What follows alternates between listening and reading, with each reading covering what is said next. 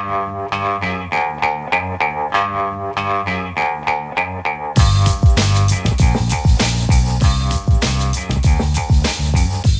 the Brian Lehrer Show on WNYC. Good morning, everyone. Well, the Iran war continues to widen, not narrow. What's narrowing appears to be the Strait of Hormuz and the options for trying to reopen it. There's apparently an important new division, too, between the U.S. and Israel over how much more to widen the war.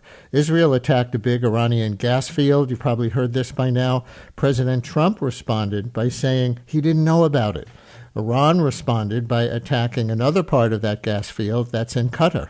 Trump is telling both of them, not just Iran, to cut it out. World energy prices have jumped again this morning in response to these Israeli and Iranian attacks. And if you weren't confused enough about the reasons the U.S. went to war with Iran in the first place, I'm going to play an exchange, and we have the luxury of time on this show, as I've said before, so this is going to be more than like a 10-second soundbite. I'm going to play an exchange at a Senate hearing yesterday with Trump's Director of National Intelligence, Tulsi Gabbard. Remember, Trump and Gabbard's hand-picked Director of Counterterrorism, Joe Kent, had just resigned in protest of the war the day before yesterday, saying the claim that Iran posed an imminent threat was false. So in this exchange, Democratic Senator John Ossoff of Georgia questions Gabbard about her previous findings compared to the imminent threat justification for the war. This runs a minute and a half. That opening statement, as submitted to the committee in advance of this hearing, stated that as a result of last summer's airstrikes, quote, Iran's nuclear enrichment program was obliterated, end quote, correct? That's right. And is that in fact the assessment of the intelligence community? Yes. So the assessment of the intelligence community is that Iran's nuclear enrichment program was obliterated by last summer's airstrikes? Yes. And the opening statement you submitted to the committee last night also stated, quote, there has been no effort since then to try to rebuild their enrichment capability, end quote, correct? That's right. And that's the assessment of the intelligence community. Yes.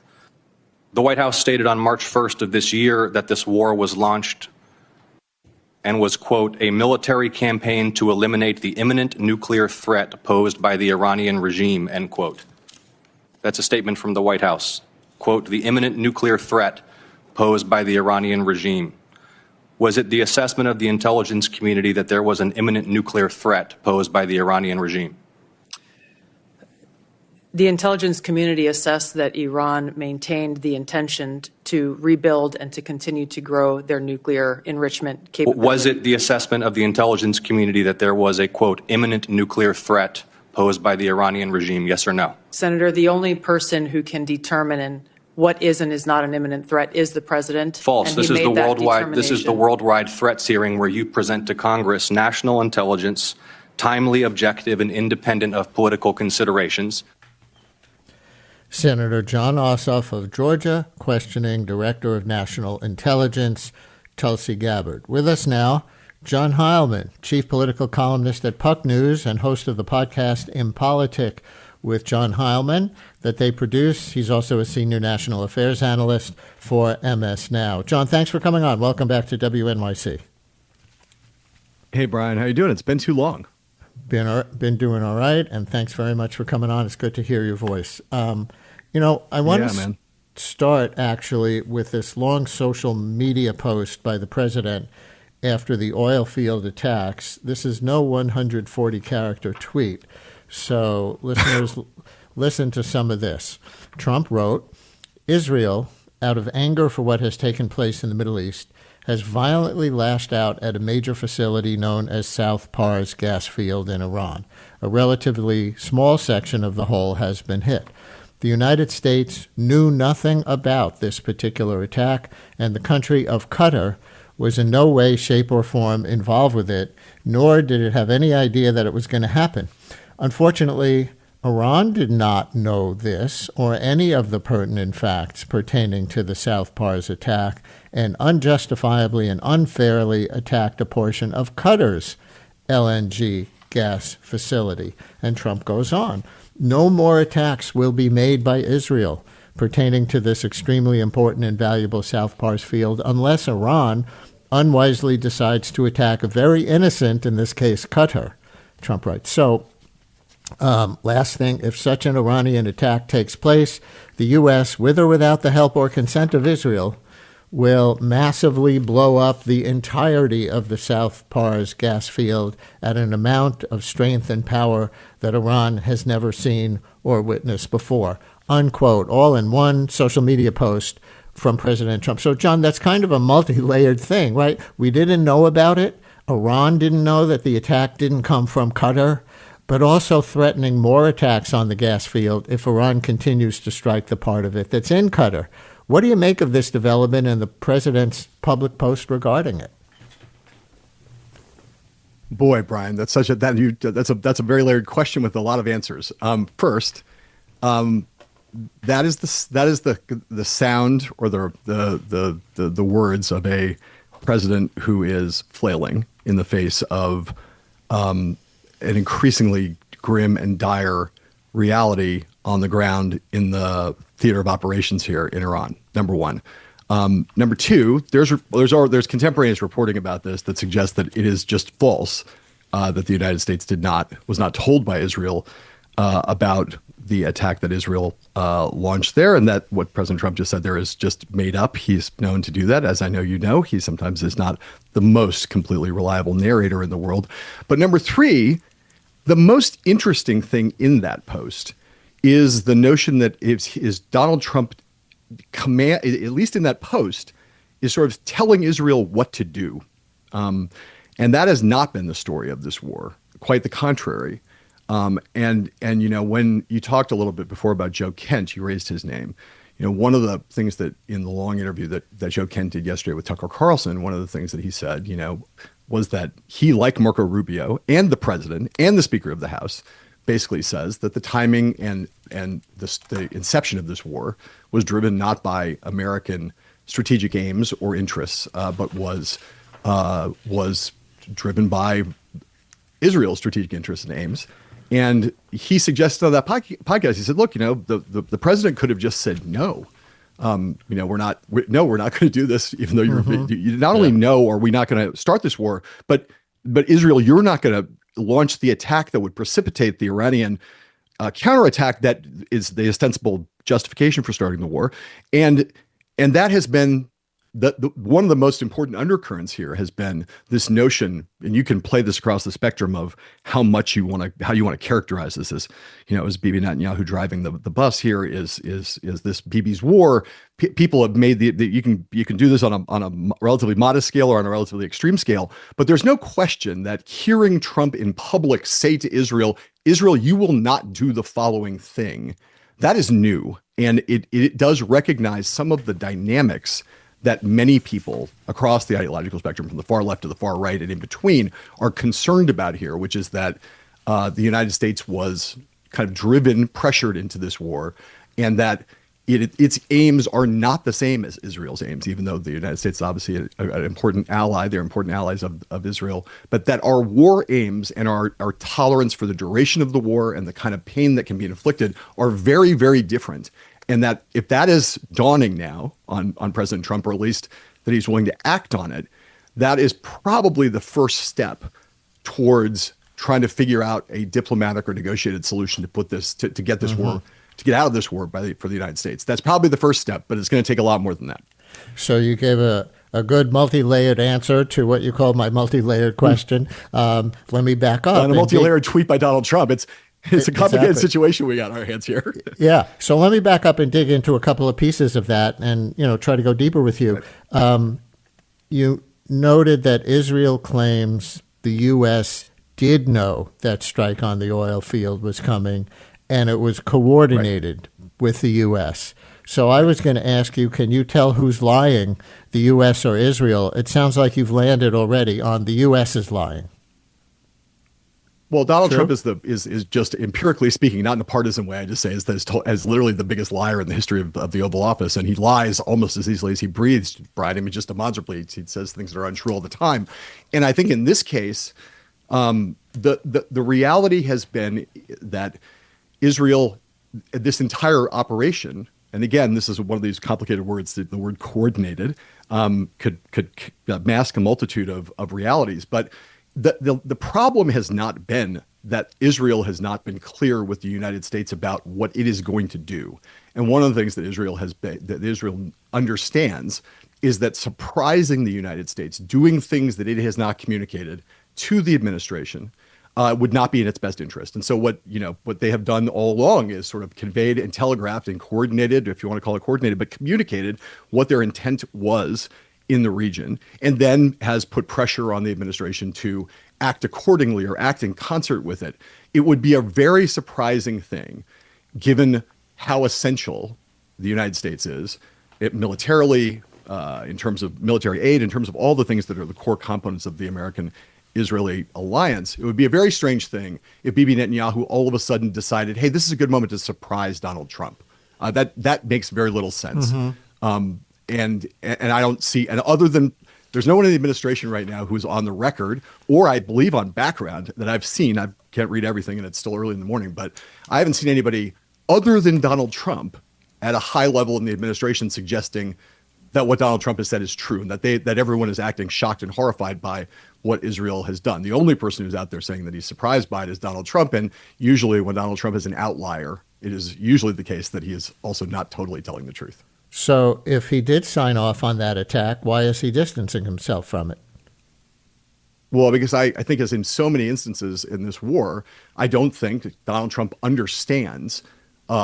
He's not a great three moves down the chessboard kind of thinker, Brian. I think we've seen that over and over again in this conflict. Everything that Iran has done since this war began were things that war planners, strategists, historians, and others who have looked at what is at the precedence for America's engagement in the Middle East, all of them have said that almost everything that Iran has done has been wholly predictable at the highest level.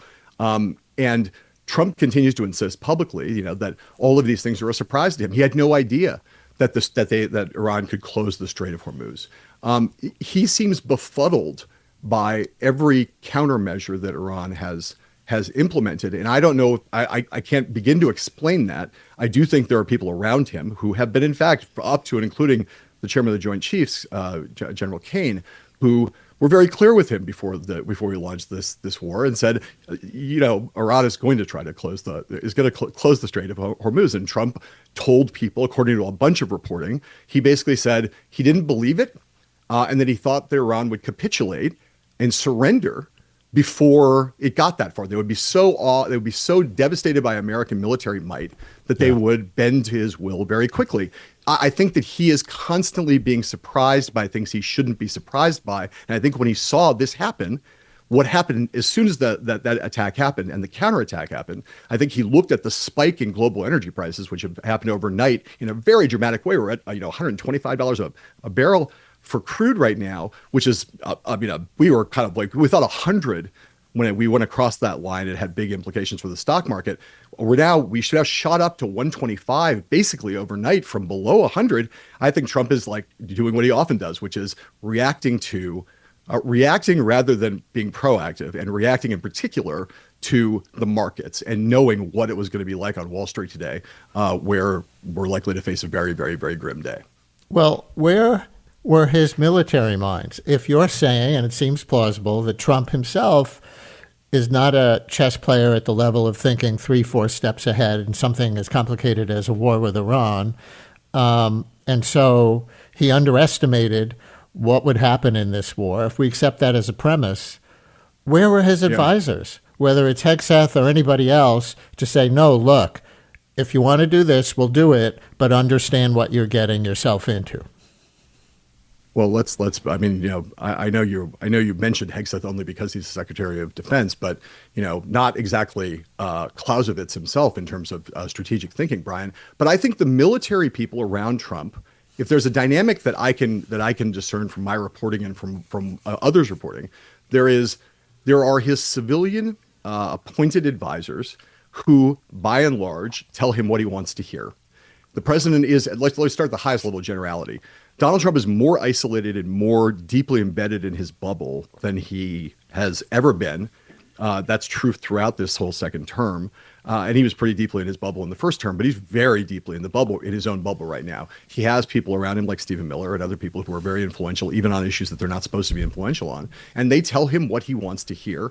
They don't tell him a lot of contrary facts or contrary analyses or forecasts about what's going to happen. And then you have the military leadership, and I think the military leadership is much more inclined, almost entirely inclined, to tell Donald Trump what the reality on the ground is. The question is, why does Donald Trump not believe them? Why is it, if the case that the chairman of the Joint Chiefs of Staff, if General Kane said to him, the Strait of Hormuz is going to be closed if we launch this war, Trump turns around and says, you're just wrong, General, because you don't understand these people. Right. We're going to bomb them back to the Stone Age, and then they're going to submit. You can present the president with, say, if you're a general, you can present him with the reality. The question is then, how do you make him actually believe it and act on it? And whether it's been public bluster in the past and nothing more, or whether he really believes it, he's got a long history of saying, I know more than the generals, right? And I know more than the nuclear arms negotiators about nuclear arms negotiations. Constantly. You're as he says, as he often says, I don't need to rely on anybody. There was the moment early. I'll just say quickly. There was this moment early in the week when he said this thing about Keir Starmer at a news conference. He said, I talked to Keir Starmer. I asked the UK Prime Minister if he would send minesweepers. Yep. And he said of the UK Prime Minister, and he said, "Will you send minesweepers? We need your minesweepers to reopen the Strait of Hormuz." And Keir Starmer said, "Well, let me consult with my team." And Trump, now I'm still just paraphrasing Trump, he said, "Why do you need to talk to your team? You don't need to talk to your team. I don't talk to my team. I just make decisions." That's Trump's way, and it's right out there on the table. He talks about it all the time. Funny, not funny. Staying on this gas field attack, and I realize you're a political analyst, John, and I guess it's John Heilemann from Puck News and MS Now. You're a political analyst, not a military analyst, but do you have anything on why Israel would attack this big gas field, with or without U.S. involvement? I thought all sides were holding off on destroying actual energy supplies or facilities so Iran and the region could maintain an energy economy after the war, which is in everybody's interest. Lindsey Graham, maybe the biggest backer of the war in Congress, has publicly called on Israel and the U.S. not to hit Iran's oil refineries for exactly that reason. We talked about that on the show the other day. But Israel went after this gas field anyway. Do you have anything on why? I don't have anything in the sense of hard reporting, Brian, about this, but I will say that the kind of, it's a dark thing I'm about to say, but the kind of consensus view of Bibi Netanyahu's behavior, and when I say consensus, I mean, it's not everybody, it's not universal, but there's a pretty broad range of consensus on the analysis of what Bibi Netanyahu has been doing over the course of the past couple of years, certainly in the wake of October 7th and all the way till today, which is for his own, for reasons that are genuinely driven by his I'm sure professed and I'm sure sincere views about what it requires to maintain the existence and the security of Israel, but also driven by his political objectives. He wants war never to end.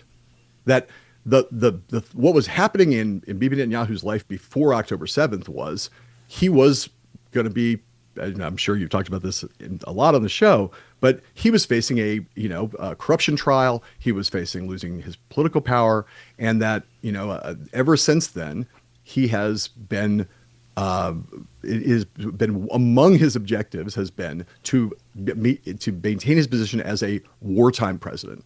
And that his incentives, again, I'm not doubting that he really believes that being a hawk is in Israel's best interest strategically as a state that is perpetually under siege and has been under siege for its entire existence, and that Iran certainly has sworn to destroy since for at least the last 40 years. Mm-hmm. I think that's sincere. I also think he's not interested in bringing this to an end. He's interested in prolonging the fighting and in continuing. This is what I meant before when I said that the America's interests, Europe's interests, other interests are not the same as Israel's interests. Certainly not the same as Bibi Netanyahu's interests, but also really not, strictly speaking, entirely the same as Israel's. And I think that he is pursuing a strategy that is much more aggressive and much more scorched earth and does not have an end game. And his attitude is, unlike here in America, where we at least profess the notion that we only want to pursue military strategies that where we can see where there is an end game, some kind of identifiable end game or end games, that the Israeli prime minister is not in that same is not have that same point of view, and would rather be engaged in an aggressive offensive war with Iran that keeps Iran weak and destabilized for as long as possible. That is in his interests, again, to say politically, and also I think in terms of what he thinks for what's right for the country. Well, in terms of political interest, I think that's another difference between the U.S. and Israel. From what I've read, we see the war becoming increasingly unpopular in this country as it goes on. Yeah. But from what I've read about the polling in Israel, Netanyahu never loses the support of a large majority of the Israeli people over the wars that he's been involved with, no matter what happens in Gaza and how controversial it is outside of Israel. Right. And again, in this case. So there's a public opinion difference that's probably worth mentioning, because the politics of the two leaders, hugely, Trump and Netanyahu, are so different, right? 100%. And look, I mean, this is where one has enormous sympathy and empathy with the Israeli electorate, where we are not every day facing an existential threat. And for anybody who has lived in Israel for any period of time, they recognize that in the region, that their greatest existential threat, the country that with the greatest capacity to harm them and the most consistent intent to destroy the state of Israel, is Iran. Israel has a variety of enemies, but Iran has always been seen as the most dangerous one. Israelis generally are very on a daily basis aware of the fact that the existence of their state is in jeopardy, genuine jeopardy. And after October 7th, the extent to which the appetite for and tolerance of and acceptance of highly aggressive military campaigns on a variety of fronts against a variety of adversaries is almost, it's not infinite, but it's very, very, very, very large. That the sense of existential dread that they are possessed by, again, across the ideological spectrum. It's unquestionably the case that Bibi Netanyahu's, as much as you and I would, and I think many, many people around the world obviously think that he's gone too far in Gaza. That is not the view in Israel. He's more popular today than he was. He's been consistently popular throughout the entire engagement since October 7th, and he's way more popular after all of this than he was before October 7th. There's no question about that. And people are like, there may be things we don't like about Bibi, but he's the only one who is willing to fight hard enough to make sure that we continue to survive. So one more thing about Netanyahu and Trump before we move on to some other aspects. The Joe Kent resignation as counterintelligence chief was notable for two things: his dissent over whether Iran posed an imminent threat to the United States, and also what's been widely seen as crossing the line into anti-Semitism for some of the ways in which he characterized Israel. Quote, "We started this war due to pressure from Israel and its powerful American lobby," unquote, like Israel has the power to just pull everybody's strings. Or the war against ISIS, in which his wife died in Syria, was, quote, "a war manufactured by Israel," unquote, manufactured, as if the U.S. didn't have reasons of its own to be fighting ISIS. And he called lies about threats, quote, "the same tactic the Israelis used to draw us into the disastrous Iraq war," again, as if they were solely responsible for pulling George W. Bush's strings, too. And Kent had these past connections to overt anti-Semites, who we could go down the list and name, but we won't do that again. Past and present connections. Past and present connections, fair. For sure. Yeah. And so he should be called out on those things, and he was by us and others.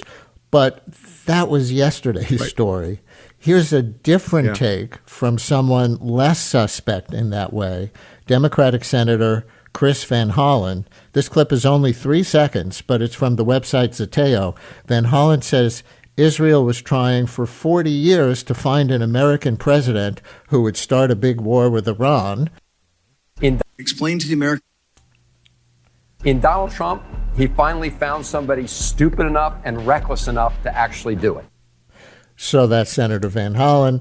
What's your take, John, on Israel's role in getting Trump into the war, since this is newly elevated in the public conversation again, and whether they have a had the same goals in the first place, but particularly Israel's role in getting Trump into the war? Well, let me say a couple things here first, Brian. First, Joe Kent is a nut, and if you were to want to subject yourself to something that I subjected myself to live in real time yesterday, if you listen to his interview, his exclusive interview with Tucker Carlson, another person who more than dabbles in anti-Semitism these days, you would have heard him not only say the things you just said, but towards the end of that long 2.5 hour long interview, you would have heard him talk about, to insinuate that Israel had something to do with the attempt on Donald Trump's life in Butler, Pennsylvania, and the assassination of Charlie Kirk.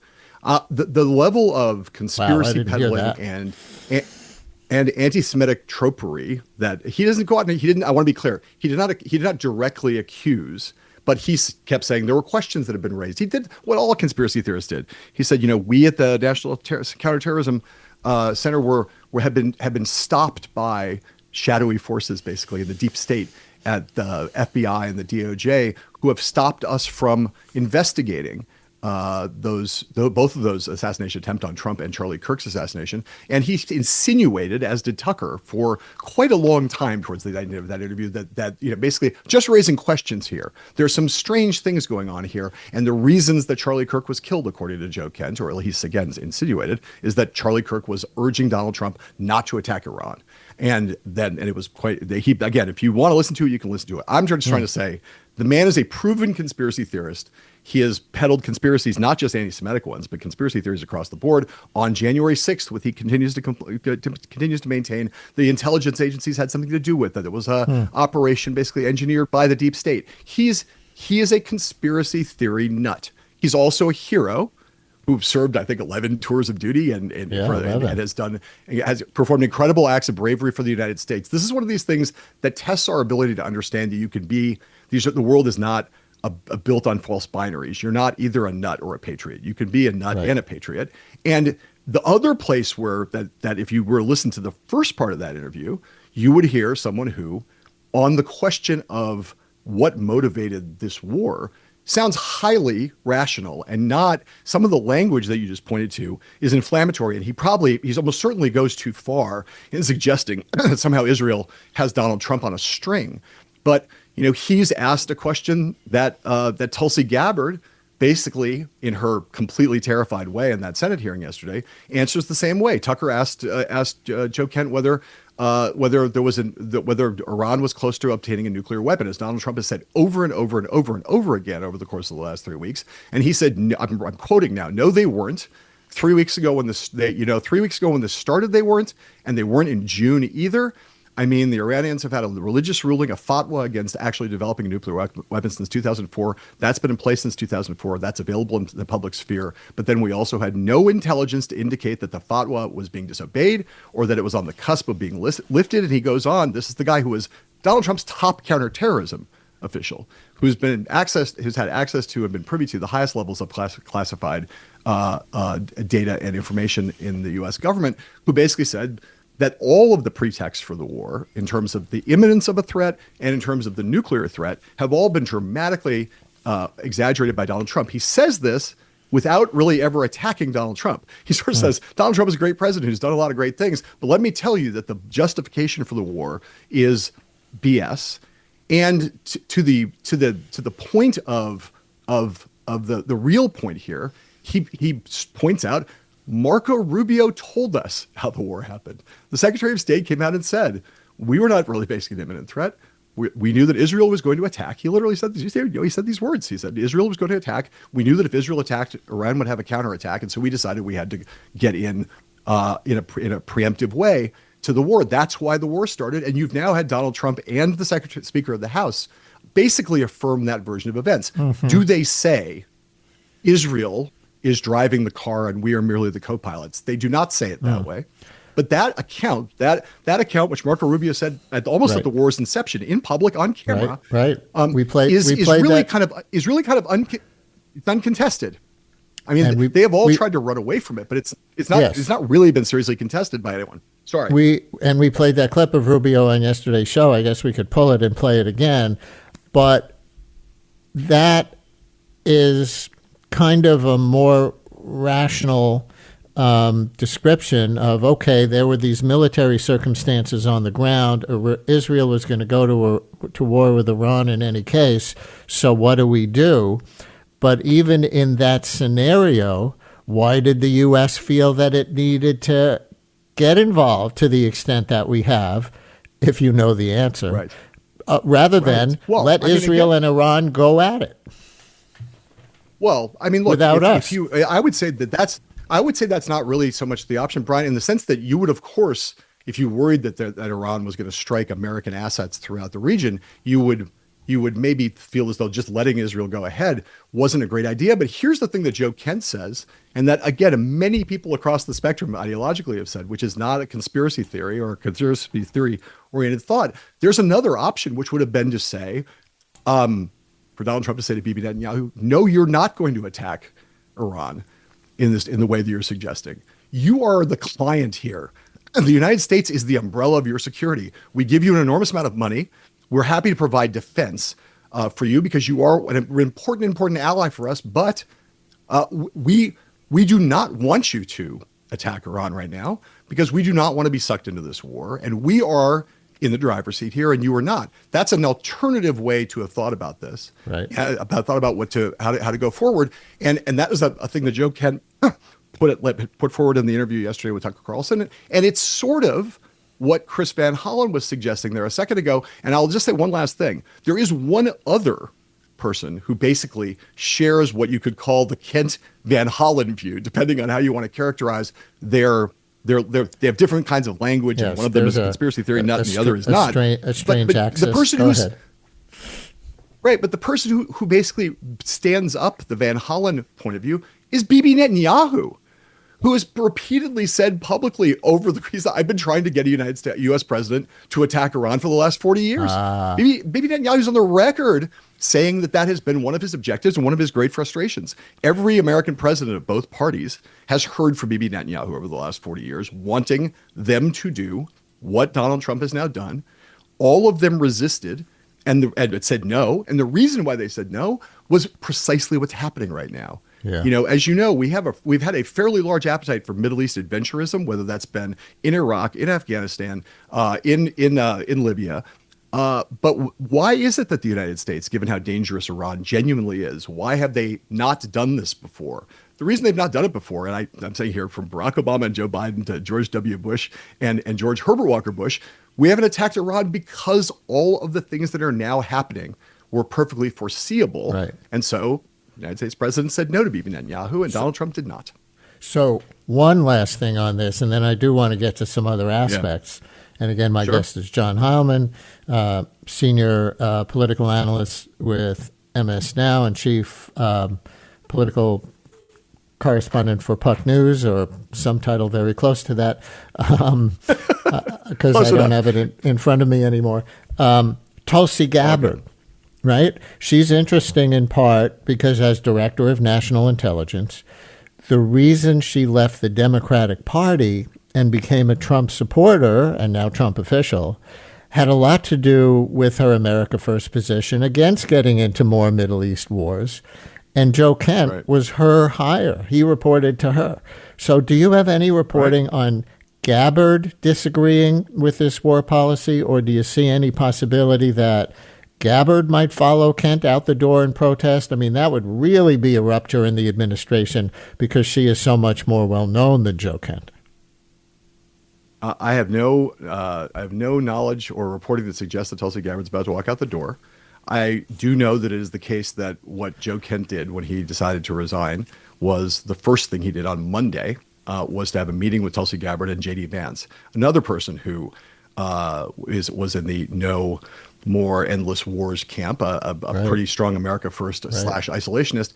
Those were his two staunchest allies, Joe Kent's staunchest allies inside the White House, and he went and saw them first and showed them the letter he was going to write and gave them a preview of it. And I think that that those two individuals are both, meaning Tulsi Gabbard and J.D. Vance, you can see how uncomfortable they are unlike Pete Hegseth, for example, who goes to the far other extreme of overclaiming the degree to which we have decimated and destroyed the Iranian military capacity, which this week has been proven to be, a ludicrous assertion, given they've launched more missiles in the course of this last week, in the third week of the war, than they did in the second week of the war. Apparently, they're not down to zero in terms of their ability to still wage at least guerrilla war in the region. But those there are the Marco Rubios of the world and the Pete Hegseths of the world who are on one side of the MAGA universe, and then there are the J.D. Vances and the Tulsi Gabbards who are not out in public making loud cases for what the president's doing. They're also not about to walk out the door. And I think, we could speculate about why that is. Maybe, Brian, heaven forbid that we think that maybe their sense of that they enjoy the proximity to power, they enjoy the status that they have, that they enjoy those things, that those things matter more to them. And in J.D. Vance's case, the possibility of becoming the Republican nominee and the next president of the United States, those things matter to them more than whatever convictions or principles they professed before they went into the administration, and now find themselves in a situation that, having listened to Donald Trump for 10 years, say this is not the kind of thing that he would never do. They now find themselves in this very awkward situation. And you could see it with Tulsi Gabbard yesterday. When they pinned her down, when Senator Ossoff pinned her down, he got her to say the intelligence community's official assessment is that after Operation Midnight Hammer last year, the attacks on Iran, that the nuclear capacity of Iran was decimated. Is that still the assessment? The answer is yes. And he says, do you have any evidence whatsoever that they had restarted their nuclear program they posed? And when he said imminent threat, it allowed Tulsi Gabbard to say, well, only the president decide what is an imminent threat. But he asked her whether the intelligence community had any evidence to suggest that they had restarted their had unobliterated their nuclear program. And she said no. So she's trying to figure out a way, and you will have noted probably, Brian, that the funniest thing in that entire hearing was that all of that information, the stuff that contradicted what Trump has been saying about Iran's nuclear program, all of it was toward the end of her written testimony. And when she did the oral version in front of the Senate, she stopped short and didn't read that part out loud. And it was up to Mark Warner, the Intelligence Committee's ranking Democrat, to say to her, I noticed that you didn't actually do an oral version of your sworn testimony that is perfectly consistent with your written version. You left some stuff out. And she said, well, I ran out of time and I wanted to keep things moving. And basically that is a person who is, I do not want to lie to Congress, but I also do not want to say anything that will piss Donald Trump off and get me fired. John Heilemann coining the word unobliterated, which is maybe one of the reasons why his title is, to get it right this time, Chief Political Columnist at Puck and host of the podcast Impolitic with John Heilemann, and Senior National Affairs Analyst for MS Now. More with John Heilemann, and we're going to get to some of your calls and texts that are coming in right after this.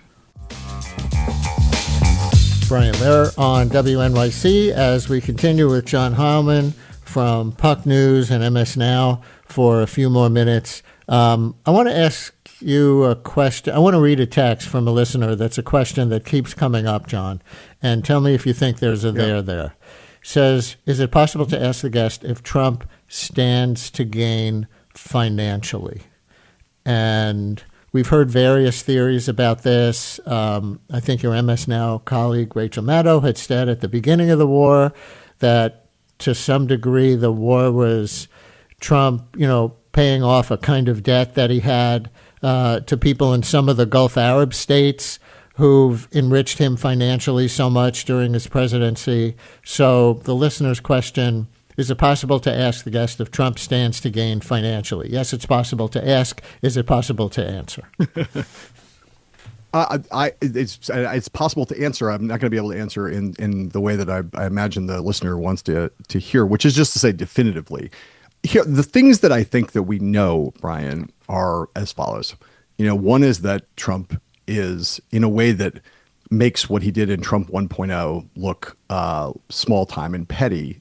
He has been flouting the emoluments clause in a pretty gratuitous way over the course of the last 14 months, and it has enriched himself enormously, especially through his various grifts related to crypto. Okay, number one. So Donald Trump is not above trying to profit off his position. Maybe that seems self-evident to a lot of listeners, but it's the case. Secondly, the two negotiators, the lead negotiators with Iran, who were supposedly negotiating in good faith over the Iranian nuclear program up until the moment that we decided to launch all-out war against them, are Steve Witkoff and Jared Kushner.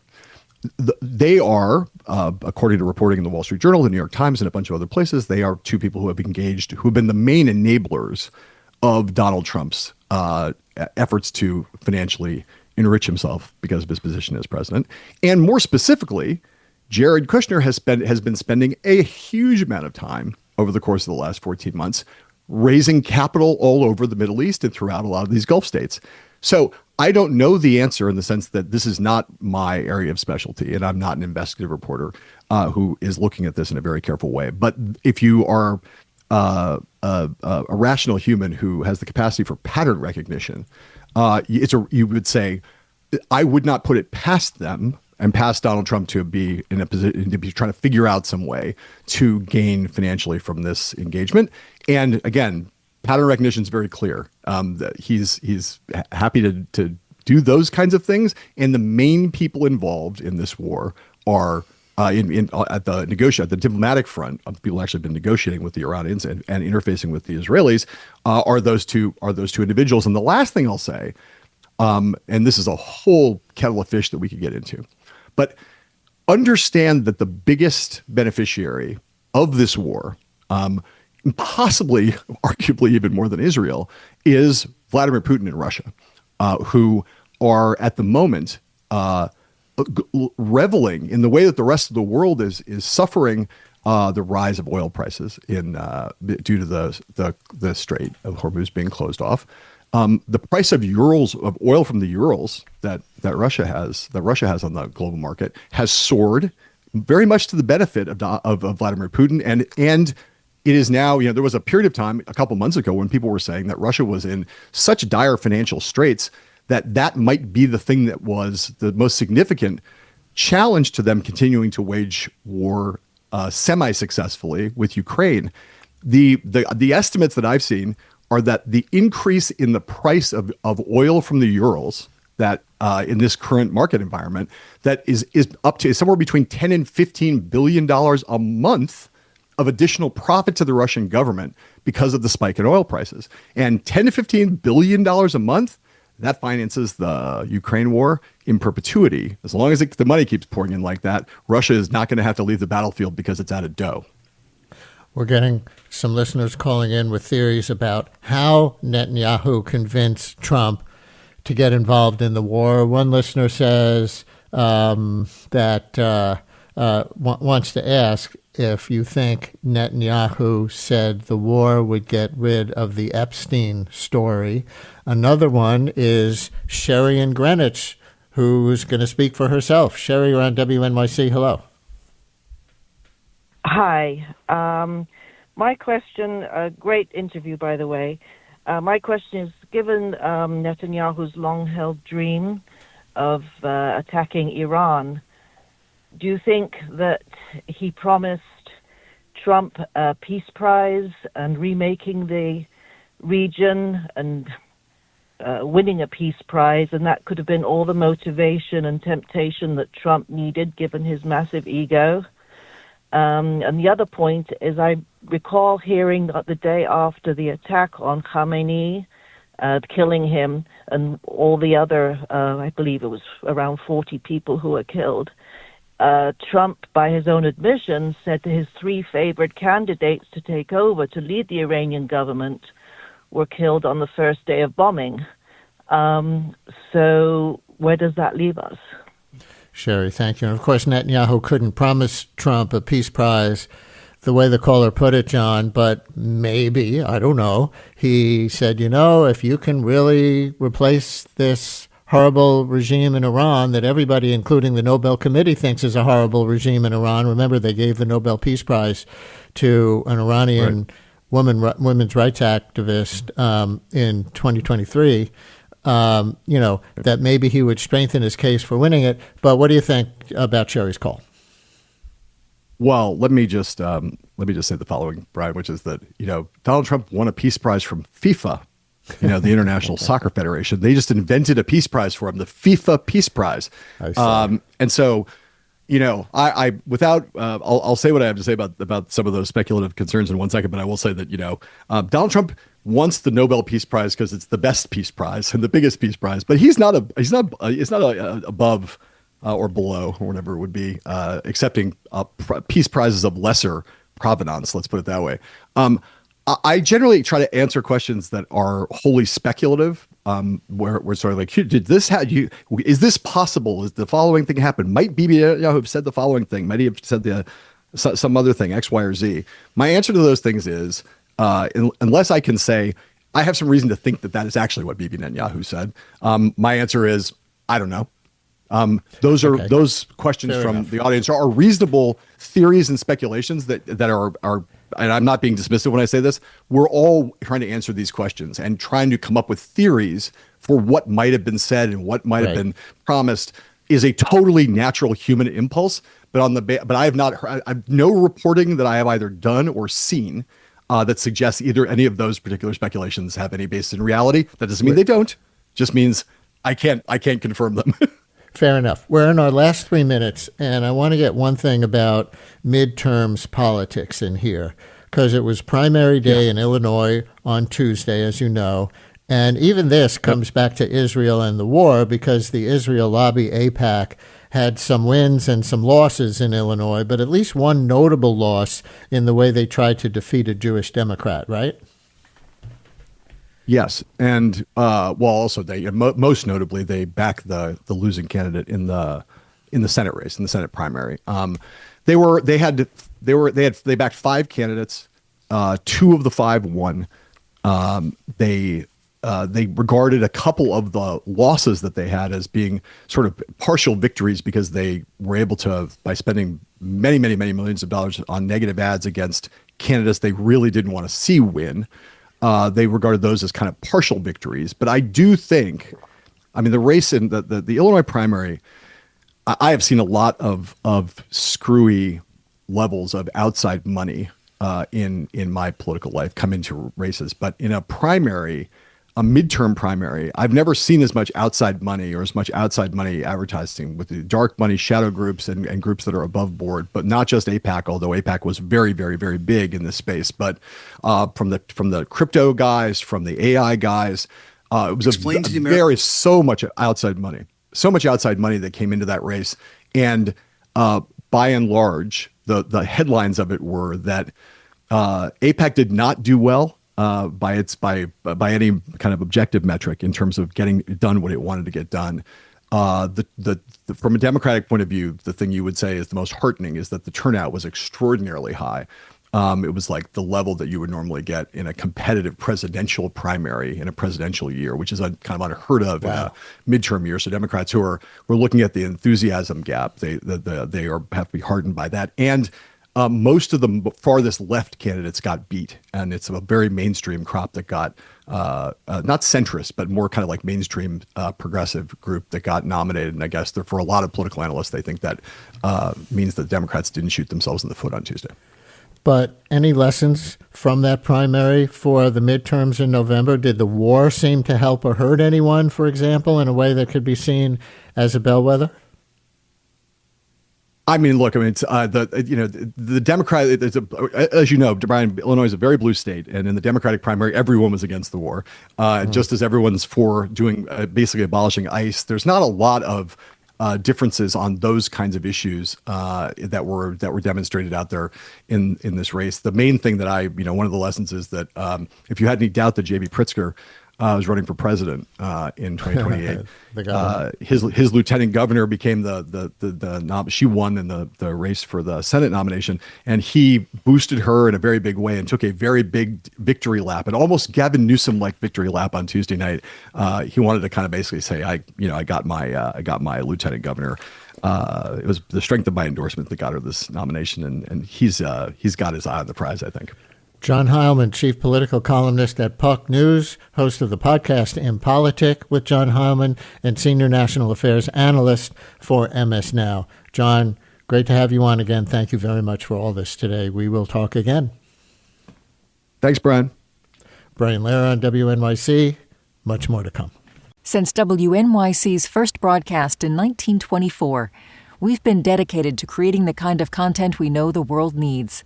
Since then, New York Public Radio's rigorous journalism has gone on to win a Peabody Award and a DuPont Columbia Award, among others. In addition to this award-winning reporting, your sponsorship also supports inspiring storytelling and extraordinary music that is free and accessible to all. To get in touch and find out more, visit sponsorship.wnyc.org.